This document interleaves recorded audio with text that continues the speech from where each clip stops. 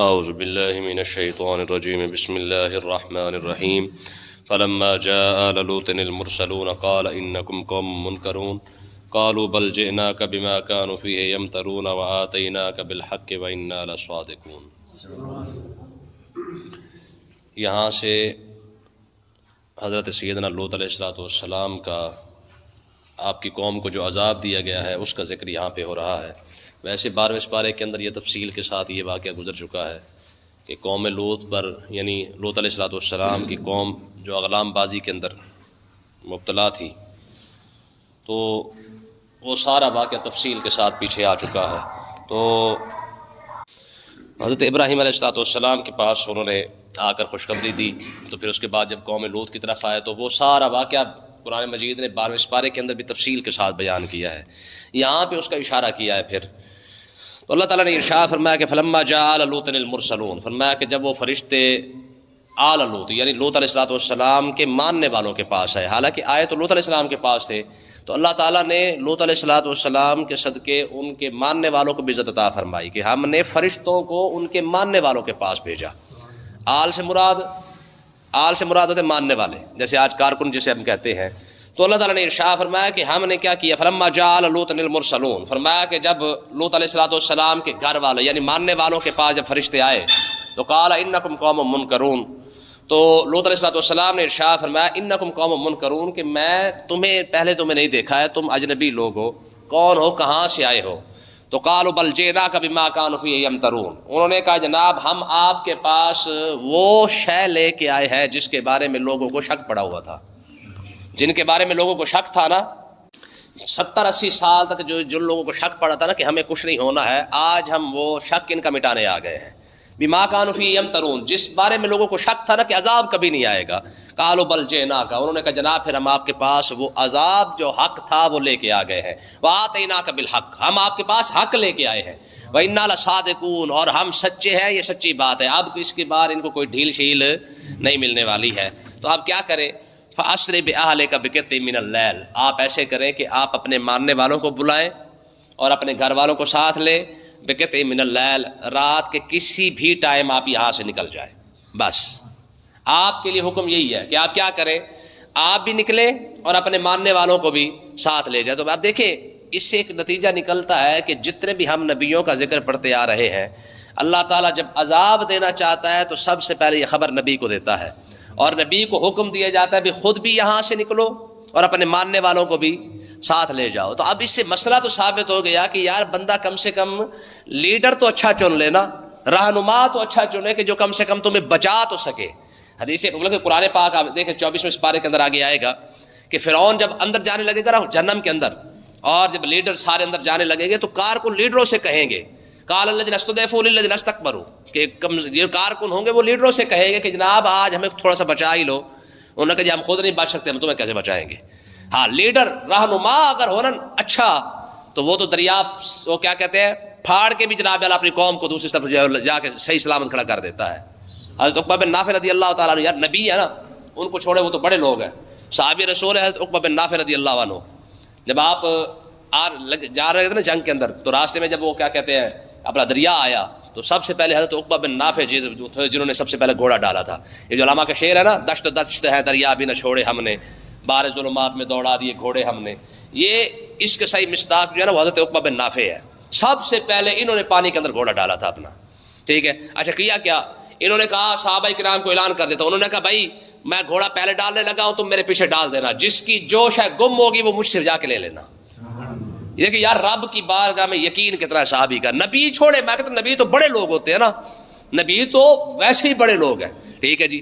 تو یہ تو صحابی رسول ہے، نبی کا غلام ہے، انہوں نے پہلے گھوڑا ڈالا، پھر ساتھ انہوں نے سب کے ایمان چیک کرے، کوئی ایک بندہ بھی ایسا نہیں جنگا، انہوں نے کہا جناب اولاد رکھو تاڑی مہربانی، تسی گھوڑا پائے سی تاڑے پیچھے پاگل ہے، سانو نہیں پتہ بھی گھوڑا خشکی تے چلتا ہے پانی تے نہیں چلتا، لیکن ایمان اس لیول کا تھا، ان کو پتہ تھا کہ یہ ہمارا رہنما ہے، یہ نہ خود ڈوبے گا نہ ہمیں ڈوبنے دے گا، ٹھیک ہے جی۔ صحابی رسول کا ایمان چیک کرے، پھر پیچھے والوں کا ایمان چیک کرے، کسی ایک شخص نے بھی نہیں کہا جناب پانی کے اوپر بھی گھوڑا چلتا ہے کبھی۔ تو کیا ہوا، انہوں نے جب گھوڑا ڈالا تو پیچھے سب نے ڈال دیا، انہوں نے جب دیکھے وہ کہتے جب آگے جا کے دوسری کنارے پہ جا کے نکلے نا تو آپ نے اعلان کیا، فرمایا ہاں بھائی کسی کا کوئی شاید گم ہو گئی ہو یا نکل گئی ہو یا کوئی بھی مسئلہ بن گیا تو مجھے بتا دے۔ تو ایک صحابی کہتے جی میرا پیالہ جو ہے وہ گر گیا تھا، حالانکہ گرایا خود تھا، کیونکہ اعلان جو سن کے آیا تھا جس کی جو چیز گم ہو جائے وہ مجھ سے آ کے لے لینا. انہوں نے کہا جی میرا پیالہ وہ گر گیا دریا کے اندر. تو آپ نے فرمایا دریا تجھے پتہ نہیں کہ ہم رسول اللہ کے غلام ہیں، ٹھیک ہے جی جلدی کر پیالہ واپس کر. تو وہ اسی لمحے واپس آیا کہ نہیں آیا. تو کہنے کا مقصد یہ کہ جب رہنما اچھا ہو نا، رہنما اچھا، لیڈر اچھا ہو، تو لیڈر تو بھائی یہاں سے بھی بچا کے لے جاتا ہے. جس لیڈر کا اپنا بیڑا غرق ہوا پڑا ہے، مجھے آپ بتائیں اس کے کارکنوں کا حال کیا بنے گا. المرء مع من احب یوم القیامہ، یہ تو اصول سرکار نے خود ارشاد فرمایا. فرمایا قیامت والے دن جہاں لیڈر کھڑا ہوگا اور کارکن بھی ساتھ ہی کھڑا ہوگا. المرء مع من احب یوم القیامہ، جدھر لیڈر ہوگا کارکن ساتھ ہوگا. یہ نہیں ہوگا کہ آج لیڈر کے ساتھ کھڑے ہیں کل جا کے داتا صاحب کے ساتھ کھڑے ہو جائے. یہ ایسا اصول نہیں ہوگا. ہاں دنیا کے اندر جو جس کے ساتھ پیار کرتا ہے، رب قیامت کے دن کھڑا بھی اسی کے ساتھ کرے گا. ٹھیک ہے. تو آگے کیا فرمایا؟ فرمایا فَأَسْرِ بِأَهْلِكَ بِقِطْعٍ مِنَ اللَّيْلِ، آپ جناب کیا کریں، آپ اپنے گھر والوں کو لے جائیں بِقِطْعٍ مِنَ اللَّيْلِ، رات کی کسی بھی سے یہاں سے نکل جائے. وَاتَّبِعْ أَدْبَارَهُمْ، سب کو آگے آگے لگائیں، خود ان کے پیچھے چلے. ہاں یہ نہ ہو کہ آپ آگے آگے جا رہے کو پیچھے رہ جائے نہ. فرمایا سب سے پیچھے آپ چلے، ان کو آگے آگے لے کے چلے تاکہ ان کو پتا ہو کہ ہمارا رہنما پیچھے کھڑا ہوا ہے ہمارے. حضور نے ارشاد فرمایا الامام جنۃ، امام جو ہوتا ہے نا وہ ڈھال ہوتا ہے. کیا ہوتا ہے؟ ڈھال. امام سے مراد حاکم وقت، جو حکمران ہوتا ہے نا وہ ڈھال ہوتا ہے. یعنی مطلب کیا ہے کہ پوری قوم اس کے پیچھے چھپی ہوتی ہے. کوئی ایک بھی تیر، کوئی ایک بھی چیز جو ہے وہ قوم کی طرف آنے نہیں دیتا ہے. یہاں تو مارنے والے اپنے ہیں، انہوں نے بچانا ہمیں کہاں سے ہے. ٹھیک ہے جی.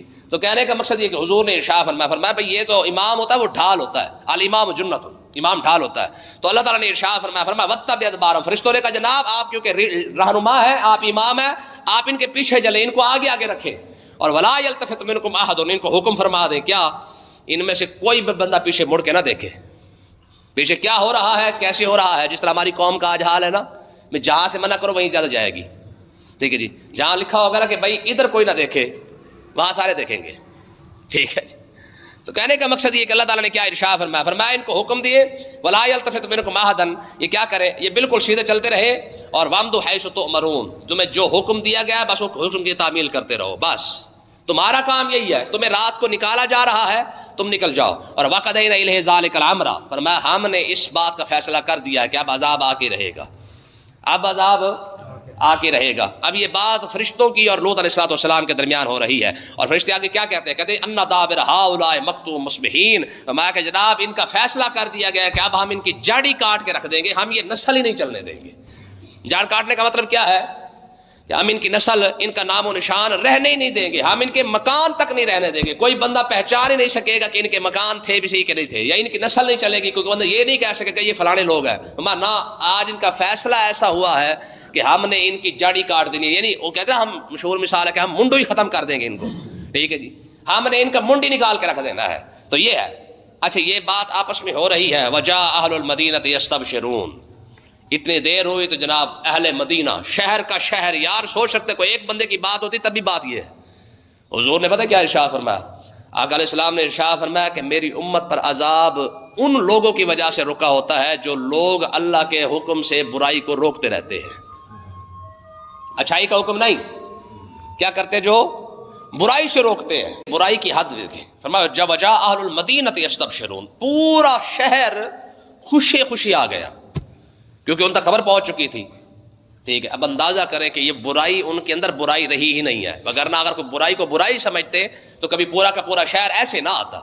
لیکن آج بھی دیکھیں نا، یہ اصول ہے کہ جب کوئی بندہ گناہ کو گناہ سمجھتا ہے وہ چھپ کے کرتا ہے کہ نہیں؟ گناہ کو جو گناہ سمجھتا ہے وہ کیا کرتا ہے؟ چھپ کے کرتا ہے. جو گناہ کو گناہ نہیں سمجھتا وہ سب کے سامنے کرتا ہے. اس کی مثال دیکھ لیں. ایک بندہ شراب چھپ کے پی رہا ہے، ایک بندہ سب کے سامنے پی رہا ہے. جو چھپ کے پی رہا ہے وہ اسے گناہ سمجھ رہا ہے، ڈرتا ہے. جو سب کے سامنے پی رہا ہے وہ تو اسے گناہ ہی نہیں سمجھتا، وہ تو اسے ہلکا لے رہا ہے. ہماری قوم کو دیکھ لیں. ٹھیک ہے جی. مجرے کرواتی ہے، سب کے سامنے کرواتی ہے. ٹھیک ہے. شادیوں کے اوپر ناچ گانا ہوتا ہے، سب کے سامنے ہوتا ہے. مطلب کیا ہے؟ وہ اس کو گناہ ہی نہیں سمجھتے. کہتے جی ہن اننا بھی نہ کریے، ہن حاجی ہو کہ اننا بھی نہ کریے، پھر حاجی ہونے کا فائدہ کیوں ہے؟ ٹھیک ہے جی. 7 حاج کیتے ہیں تو 7 حاج ایک شادی بھی اگر ڈول ڈمکے نال نہیں کیتی، ٹھیک ہے جی، حاج کرنے کا فائدہ تو ہوا نا. پھر بات سمجھی؟ مطلب کیا ہے کہ یہ اصول ہے کہ لوگ چھپ کے گناہ کب کریں گے؟ جب وہ گناہ سے ڈریں گے کہ یار رب بھی دیکھ رہا ہے اور لوگ بھی دیکھ لیں گے. ٹھیک ہے نا. لیکن جب لوگ گناہ کو گناہ نہیں سمجھیں گے، ہماری قوم ڈراموں کو گناہ سمجھتی ہے، فلموں کو گناہ سمجھتی ہے. میں نے کیا کہا تھا، نہ اذان کا ثواب جانے دیتے ہیں، نہ ڈرامے کا سین جانے دیتے ہیں. ٹھیک ہے جی، آنکھ ڈرامے کی طرف اور کان اذان کی طرف. شیطان بھی پریشان ہو جاتا، بھی ہون ایک ہی ہونی، بھی نیکی ہونی کہ گناہ ہونا ہے. ٹھیک ہے جی، بھئی کیا لکھے اس کو، گناہ لکھے کہ نیکی لکھے؟ بھی کان ادھر لگا دیے، بھی اشہد اللہ الہ الا اللہ، حی علی الصلاۃ، حی علی الفلاح. ادھر ڈرامے دا سین بھی نال چل رہے ہوندے کہ لے بھی تو چلتے میں آیا تے میں چلتے تو آیا. ٹھیک ہے جی، آنکھ ادھر اور کان انہیں ثواب ہے کہ گناہ ہے. ٹھیک ہے، تو کہنے کا مقصد کیا ہے کہ اللہ تعالیٰ نے ارشاد فرمایا وجاء اہل المدینہ یستبشرون، سارا شہر آیا یستبشرون، خوشی خوشی آیا، خوشی مناتے ہوا. کیوں؟ کیونکہ انہیں پتہ چل گیا تھا کہ لوط علیہ السلام کے گھر تو مہمان آئے ہوئے ہیں. جب آپ کے پاس آئے تو آپ کو پتہ چل گیا تھا کہ یہ خبیث آ چکے ہیں. تو آپ نے کیا کیا؟ فوراً دستی دروازہ بند کیا اور قال ان ہؤلاء ضیفی فلا تفضحون. آپ فرمان لگے، فرمایا خدا کا خوف کرو، واتقوا اللہ ولا تخزون، فرمایا کہ تم اللہ سے ڈرو، خدا کا خوف کرو، لا تخزون، مجھے شرمندہ نہ کرو. کیوں؟ ان ہؤلاء ضیفی، یہ میرے مہمان ہیں. یہ کیا ہے؟ مہمانوں کے سامنے تو ظالموں یہ نہ کرو. ٹھیک ہے، جو تم نے جخ ماری ہے، مکالا کر رہے ہو، کم سے کم آپس میں کر رہے ہو وہ تب تک تو چلو بھائی پردہ ہے ہی صحیح، لیکن کم سے کم مہمانوں کے سامنے مجھے رسوا تو نہ کرو، میں تو اللہ کا نبی ہوں. ٹھیک ہے جی، اب اندازہ کرے فلا تفتحون. ٹھیک ہے جی، آپ نے کیا فرمایا؟ فرمایا کہ مجھے شرمندہ نہ کرو، یہ میرے مہمان ہیں. کیا کہیں گے کہ یار یہ کیسے بدبخت لوگ ہیں کہ جن کو مہمانوں کا بھی کوئی لحاظ نہیں، کوئی شرم نہیں ہے، پھر اتنا گندا کام. ٹھیک ہے جی، اتنی بات ہوئی تو آگے قالوا اولم ننہک عن العالمین. ذرا سنیں، جس طرح آج کا ماحول ہے نا ہمارا، یہ وہی بات آ گئی ہے. وہ کہنے لگے اے لوط اولم ننہک عن العالمین، تجھے کتنی بار کہا ہے کہ دوسروں کے کام میں ٹانگ نہ اڑایا کرے. ہاں جی، سمجھ آئی گل کہ نہیں ہے؟ کتنی بار تجھے کہا ہے اولم ننہک عن العالمین، اور کتنی بار تجھے روکا ہے عن العالمین، دوسروں کے کاموں میں نہ دخل اندازی کیا کرو، جو کرتا ہے کرتا رہے، لگا رہنے دے. آپ کیوں آ کے روکتے ہیں؟ جیسے ہمارے یہاں رواج ہے، جیڑا جتھے لگا ہے لگا رہن دو نا. کیوں آپ لوگوں کو روکتے ہیں؟ کیوں دوسروں کے کام میں ٹانگ اڑاتے ہیں؟ مجھے آپ بتائیں، جو سوچ آج چل رہی ہے آج کی سوچ نہیں، یہ پرانی سوچ ہے. کل بھی لوگ یہی کہتے تھے اور آج بھی لوگ یہی کہتے ہیں کہ بھائی جناب آپ کو کیا لگے، جڑا جتھے لگا رہن دو. اب مجھے آپ بتائیں، اگر ہر کوئی جہاں لگا تھا ویسے ہی لگا رہتا تو پھر نبی کیا کرنے آئے تھے؟ سب سے پہلا مسئلہ یہ آج کی کھچے نکلی ہے نا، وہ کہتی ہے میرا جسم میری مرضی ہے. ٹھیک ہے جی، تو جب ہر کسی کی ہی مرضی تھی تو پھر نبی کیا کرنے آئے؟ پھر آپ بتائیں کہ نبی کی ڈیوٹی ہے کیا؟ نبی کرنے کیا آیا تھا؟ ہر کوئی جہاں لگا تھا لگا رہتا. ٹھیک ہے جی، جو بت کے سامنے کھڑا ہے وہ بھی لگا رہے، جو فرشتوں کے فرشتوں کو جو خدا کے بیٹے سمجھ کے کھڑا تھا وہ بھی لگا رہے. یہودی اپنی جگہ لگے تھے، عیسائی اپنی جگہ لگے ہیں.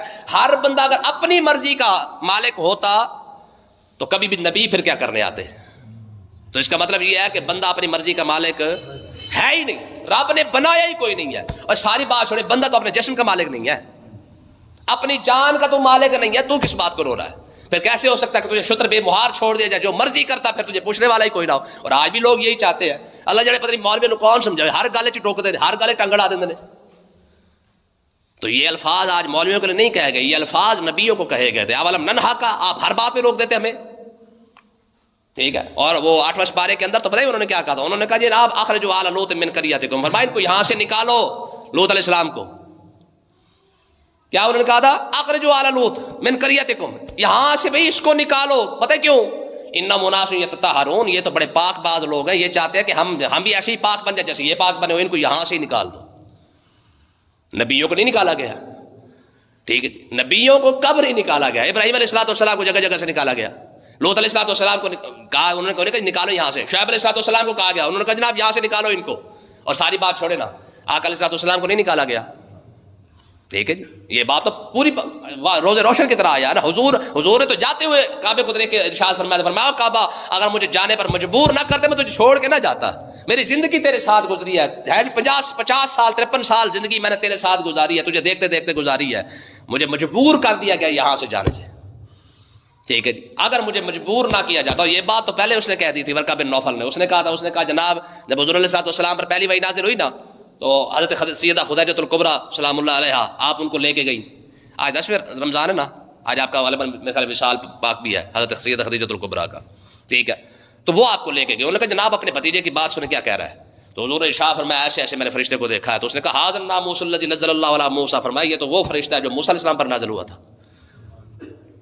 اگلے الفاظ اس نے کیا کہ اس نے کاش میں جوان ہوتا جب یہ قوم آپ کو نکالے گی، میں آپ کا دفاع کرتا، کیونکہ وہ 100 سال سے بھی آگے گزر چکا تھا. ٹھیک ہے جی. تو اس نے کیا کہا؟ اس نے کہا میں آپ کا دفاع کرتا جب یہ لوگ آپ کو یہاں سے نکالیں گے. حضور نے فرمایا یہ لوگ، حضور حیران رہ گئے. حضور نے فرمایا چاچا تو جانتا ہے یہ لوگ صادق امین کہتے ہیں؟ اس نے کہا جی تب تک کہتے ہیں جب تک آپ لا الہ الا اللہ شروع نہیں کرتے. اب آپ لا الہ الا اللہ شروع کر رہے ہیں، سب سے بڑا کائنات کا سب سے بڑا سچ یہی ہے نا، لا الہ الا اللہ. اس سے بڑا تو سچ کوئی نہیں نا. کائنات کا سب سے بڑا سچ یہی ہے کہ لا الہ الا اللہ. انہوں نے کہا جناب اب آپ شروع کرنے والے ہیں نا، بسم اللہ پڑھنے والے ہیں. انہوں نے کہا دیکھ لیجیے گا یہ جو آپ کو صادق اور امین کہتے ہیں، یہ جو ہاتھ چومتے ہیں پیر چومتے ہیں نا جناب، حضرت صاحب، علامہ صاحب، مولانا صاحب، ٹھیک ہے جی، آپ صرف ایک سچ بول کے دکھائیں پھر دیکھتے کتنے ہاتھ چومتے ہیں. یہ اصول ہے کہ نہیں ہے؟ پھر ہوا کہ نہیں ہوا؟ ایک سچ ہی تو حضور نے بولا ہے، اور حضور کا کیا قصور ہے؟ مجھے آپ بتائیں. کل تک جو پل کے بچھانے والے ہے جی، حضور کو بڑا ماننے والے، حضور کی تعریفیں کرنے والے، حضور کے ساتھ جناب آج کے دور میں یوں کہہ لیں کہ تصویریں کھنچوانے والے، سیلفیاں کھنچوانے والے سارے تھے نا. کیا ہوا تھا؟ حضور نے کسی کو گالی دی تھی؟ حضور نے کسی سے جائیداد لی تھی؟ حضور نے کسی سے حصہ مانگا تھا؟ کچھ بھی نہیں تھا. ایک سچ ہی تو بولا تھا. کیا کیا؟ کدھر گئے رشتے، کدھر گئے ناطے، کدھر کی قسمیں، کدھر کی وفائیں، کدھر گئے اخلاص، سارا کچھ فارغ صرف ایک سچ کی وجہ سے. سمجھ آئی؟ یہ اصول ہے سچ کا. ٹھیک ہے. قرآن مجید ایسے تھوڑی کہا وتواصوا بالحق وتواصوا، سچ بول اور جتی ہاتھ میں پکڑ، کیونکہ یہ قوم تجھے رہنے ہی نہیں دے گی. ٹھیک ہے جی. یہ سچ کا شاندار انعام ہوتا ہے قوم کی طرف سے. جیسے بندہ سچ بولنا شروع کرے گا، امام کی تو ویسے چھٹی ہے. انہوں نے کہا تیری ایسی تیسی ساڑھے کل تنخواہ ہے کہ سانو ہی گلا سنی جا رہے ہیں جی. تو انہوں نے کیا کہا؟ انہوں نے کہا قالوا ولم ننهک عن العالمین. انہوں نے کہا جناب آپ دوسروں کے کاموں کے اندر دخل اندازی نہ کیا کریں. لوط علیہ السلام فرمانے لگے قال ہؤلاء بناتی ان کنتم فاعلین، کہا ظالمو یہ میری قوم کی بیٹیاں جو تمہارے نکاح کے اندر آ چکی ہیں، اگر تمہیں ضرورت بھی ہے تو وہ تمہارے پاس موجود ہے، اس میں تمہیں کیا ہوا ہے؟ انہوں نے کہا نا.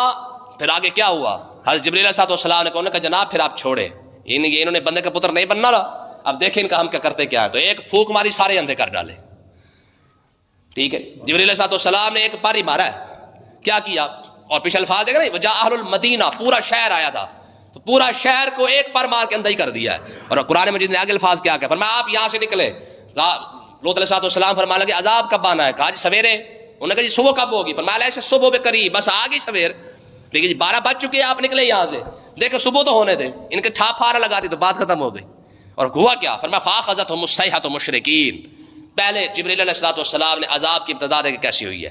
فاخذتهم الصیحۃ مشرکین. تو جیسے ہی سورج چڑھا یا سویر ہوئی نا، صبح صادق ہوئی، تو کیا ہوا؟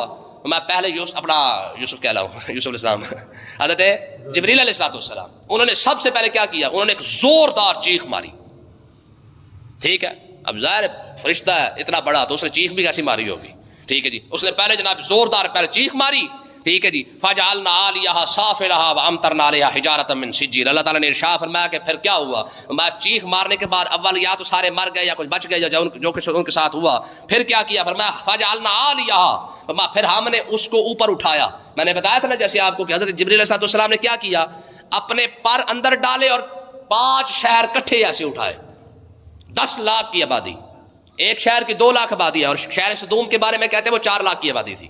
ٹھیک ہے جی. اس حساب سے دیکھیں 10 لاکھ کی آبادی ہے، 10 لاکھ ان کے مکان بھی ہوں گے، ان کے ڈنگر جانور سارا کچھ ان کے اندر موجود ہے. تو فرمایا فجعلنا عالیہا، فرمایا ہم نے ایسے اٹھایا اور کیا کیا؟ سافلہا، پہلے آسمان تک اٹھا کے لے گئے، پھر ان کو زور سے نیچے دے مارا. اور وامطرنا علیہا حجارۃ من سجیل. پھر ہم نے بات یہاں پہ ختم نہیں کی ہے، پھر ہم نے کیا کیا؟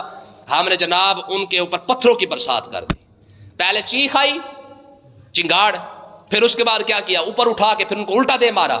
پھر اس کے بعد کیا کیا؟ فرمایا ہم نے پھر کیا کیا؟ ہم نے پتھروں کی برسات کر دی. آگے اللہ تعالیٰ نے ارشاد فرمایا ان فی ذلک لآیات للمتوسمین. فرمایا کہ اس واقعے کے اندر بڑا غور کرنے والوں کے لیے بڑا کچھ موجود ہے.